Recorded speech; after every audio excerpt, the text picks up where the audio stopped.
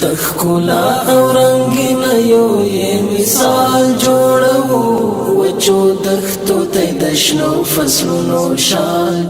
قدرمندو لیدونکو، اوسنۍ ځانګړې مرکه مو د لوګر ولایت د تخنیکي او مسلکي زده کړو د نظارت او پلان له مسؤل سره کړې او دی به موږ ته د نوي کال لپاره د شاګردانو او استادانو په جذب د خپلو تیرو فعالیتونو او راتلونکو پلانونو په هکله معلومات راکړي. فصلونو شال جوړو د ښایست د رڼاګانو یې مشال جوړو. د لوګر ملي راډیو ټلویزیون قدرمن اوریدونکو او لیدونکو په سلامونو او نیکو هیلو احتراماتو مو هرکلی کوم. خدای تعالی دې وکړي چې ټول به روغ جوړ صحتمند او د صحت په رجمو به سمبالوئ. قدرمن اوریدونکو، دا دی د ځانګړې مرکې خپرونه کې دا ځل د لوګر ولایت تخنیکي او مسلکي زده کړو امریت ته راغلي یو. راسره دی د لوګر ولایت د تخنیکي او مسلکي زده کړو مدیر د نظارت عبدالحمید نسیمي. نسیمي صاحب ستړي مه شئ، پخیر راغلی. مننه، ژوندی اوسئ، کورم ودان. ډېر زیاته مننه کوو، ژوندی اوسئ. نسیمي صاحب، که راشو دې ته له تخنیکي او مسلکي زده کړو څخه هدف څه شی دی؟ تخنیکي او مسلکي زده کړو اداره چې لوګر کې هم فعالیت لري، په نورو ولایتو کې هم فعالیت لري، د دې موخې هدف په تخنیکي او مسلکي رشتو کې د بشري قوا تربیه کول ده، په عملي او نظري بڼه کې د مهارتونو او وده او پرمختګ، د فقر او بیکاري له منځه وړل او همچنان د کار د واقعي ساحې سره بلدیت. دا چې دغه اداره یا هم د امریت په لوګر ولایت کې فعالیت لري، له کوم وخته را په دې خوا فعالیت شروع کړی ده؟ دا د 1992 کال را په دې خوا فعالیت لري او په مختلفو ساحو کې محصلین او شاګردان روزي. دا یوازې په ولسوالۍ په مرکز کې د پوهنې سره که نه په ولسوالیو کې هم شته؟ په مرکز او ځینې ولسوالیو کې موږ فعالیت لرو چې ازرې ولسوالۍ ده، برک ولسوالۍ او محمد اغی ولسوالۍ کې هم د موږ چتر لاندې ده، هلته هم فعالیتونه لرو. له کومه وخته چې تاسو فعالیت پیل کړی دی تر اوسه پورې څومره زده کوونکي روزلي دي که دا راته وایي؟ دا هر کال موږ فارغین ورکوو. په 1401 کال کې تقریبا 150 نفر په مختلفو ساحو کې فارغ ورکړی. او تاسو که دا راته وایي چې تاسو کسان روزئ او زده کوونکي روزئ، محصلین روزئ، په کومو برخو کې روزئ؟ روزنه په کومو برخو کې ورکوئ؟ موږ تعلیمي دوره 3 تعلیمي دورې لرو. یو د ځانګړو زده کړې ده، تعلیمات خاص ورته وایي. بل د نهم فارغین چې مکاتب عمومي نهم صنف ویلې لسم ته کامیاب شوي هغه کسان د لیسې دوره ده. او بل د انستیتوت دوره لرو چې انستیتوت دوران 2 کلن دی او لیسې دوران 3 کلن ده. او د تعلیمات خاص لپاره د اول صنف تر 12 صنف پورې لیسه لرو. تاسو د لیسې یادونه وکړله، دغه نورو مکاتبو سره ورته والی لري که نه له هغوی سره کوم توپیر لري؟ توپیر تفاوت دغه ده چې دا ځانګړې څانګه ده، ځانګړې رشته ده او خاص د هغه کسانو لپاره چې دوی ناشنوا ده، نه اوري، غږ نه اوري، د دوی لپاره خاص پروګرامونه ده او ځانګړي پروګرامونه ده، ځانګړي استادان لري او ځانګړې زده کړې دلته سرته رسیږي.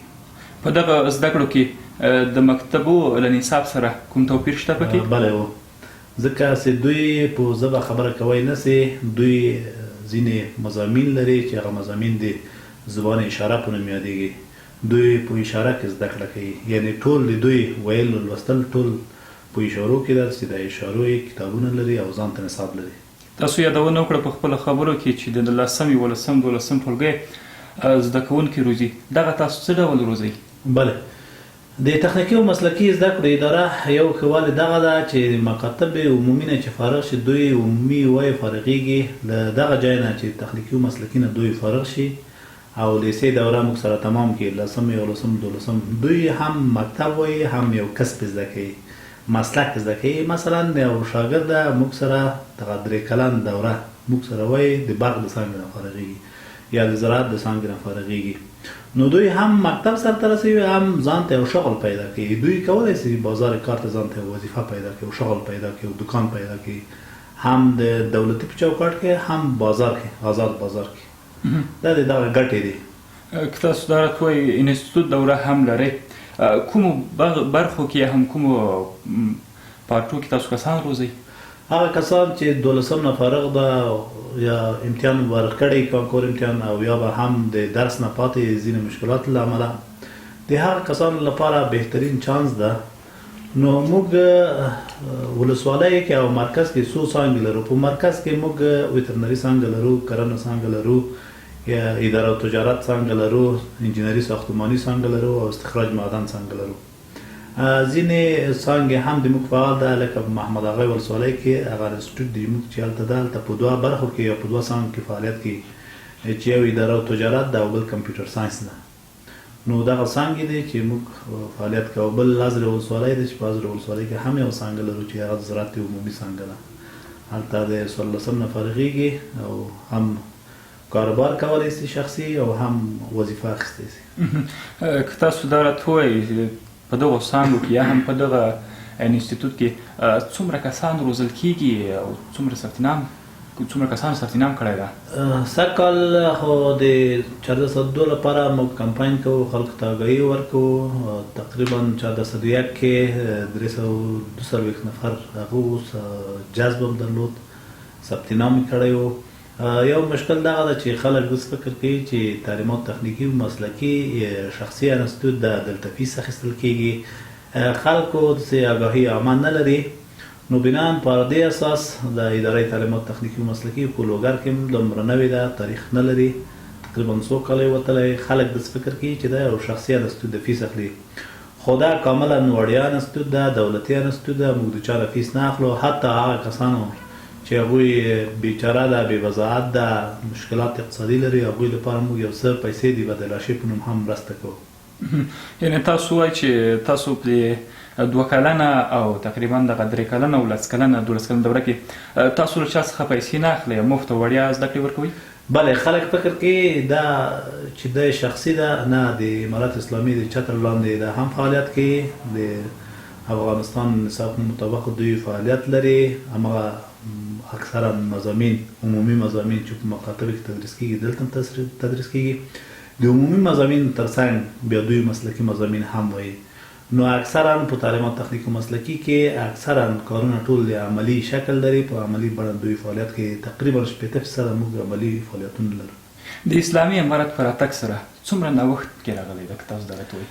الحمدلله اسلامي امارت تر څو چې راغلی، موږ ته هغه موانع او مشکلات چې مخکې وو چېرته تللی نه سو. ولسوالیګان ټول موږ پاته وو، محروم هغه کسان چې د امنیتي لحاظه ستونزې درلود، مرکز د تګ راتګ کولی نه سو. د هغوی لپاره یو بهترین چانس ده او موږ ته زمینه مساعد شوی ده چې موږ خلکو لپاره ښه خدمت وکړو، ښه فعالیت وکړو او خلک هم باید دغه زرین چانس نه باید استفاده وکړي. خصوصا هغه ځوانان ته زه غږ کوم چې دوی 12 نه فارغ د نور تحصیل ته لار پیدا کړې نه ده. د هغوی لپاره بهترین چانس ده چې دوی راسي خپل تعلیم تحصیل ته ادامه ورکړي.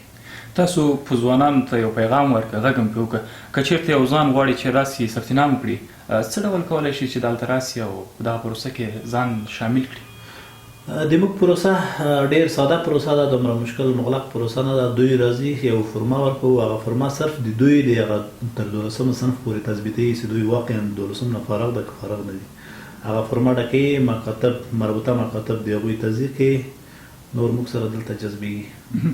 که چېرته څوک غواړي چې دلته استادي واخلي، تاسو په کوم شرایطو برابر کسان دلته استخداموئ په استادي برخه کې؟ په تعلیمات تخنیکي او مسلکي کې د استاد استخدامول یو څه اندازه مشکل ده. مشکلات یې دغه ده چې موږ هغه ځوانان جذبوو چې هغوی پوهنتون کې 4 کلنه دوره بدون د چانس نه او قدري فارغ وي. یعنې که چېرته هغه ځوانان چې دوی قدري نه وي، موږ یې په دې برنامه کې جذبوی نه سو د استاد په حیث. هغه ځوانان چې فارغ وي، قدر ولري، چانس یې نه وي خوړلی، د موږ د استخدام داسې یو پروسه لري، هغه ځوانان موږ جذبوو.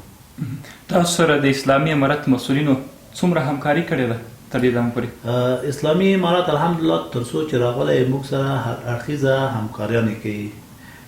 د تبلیغاتو بخش کې، د اشتهاراتو په څانګه کې، نور که تدریسي چارې، که اجتماعي څانګې، که اقتصادي چارې، د ټول موږ سره دوی همکاري کوي او د دوی نه زه مننه کوم، ځکه چې موږ هم د امارت اسلامي د چتر لاندې ژوند کوو، تعلیم کوو، تحصیل کوو. د موږ هدف هم د امارت اسلامي د خلکو لپاره خدمت کول ده. زه بازارو ته، کلي بانډو ته خو هر اړخیزه کوشش مو کوو چې دغه ځوانان خبر سي او راسي موږ سره دلته ثبت نام وکړي او دغه چانس نه دوی استفاده وکړي. په ځوانانو باندې مو غږ څه شی ده په وروستیو کې؟ ځوانان ته د ما پیشنهاد یا وړاندیز دغه ده چې دغه چانس نه دوی استفاده وکړي. اکثرا په کلي بانډو کې، اکثرا په لرې اطرافو کې زه ډېر ځوانان پیژنم چې هغوی د تعلیم تحصیل نه پاته ده، خصوصا اطراف کسان. نو په دوی باندې زه غږ کوم چې دغه موقع نه، دغه چانس نه چې دا یو چانس ده د دوی لپاره، هغه زرینه چانس دوی باید استفاده وکړي او راسي خپل تعلیم او تحصیل ته ادامه ورکړي. ډېره زیاته مننه. مننه، تاسو نه مننه. ژوندی سکور مننه. نړۍ